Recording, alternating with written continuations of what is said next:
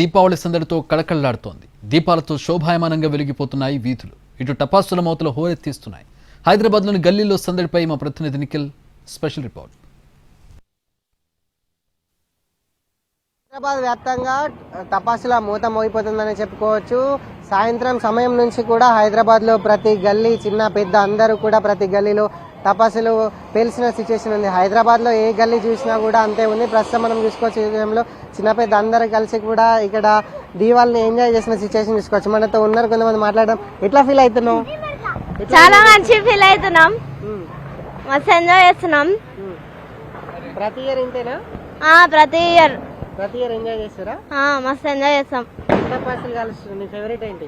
నా ఫేవరెట్ చుచ్చుబుడి కాల్చిన. రైట్, మనం ఒకసారి చూసుకోవచ్చు చిన్న పెద్ద అందరు కూడా ఎంజాయ్ చేస్తారు. మాట్లాడదాం. ఎట్లా ఎంజాయ్ చేస్తారు? చాలా ఎంజాయ్ చేస్తున్నాం. ఎవ్రీ ఇయర్ బాగా ఎంజాయ్ చేస్తాం. ఇయర్ ఇంకా సంతోషంగా ఉంది. అందరం ఫ్యామిలీ మెంబర్స్ ఒకే దగ్గర కలిసి ఉంటున్నాం. Right, thank you.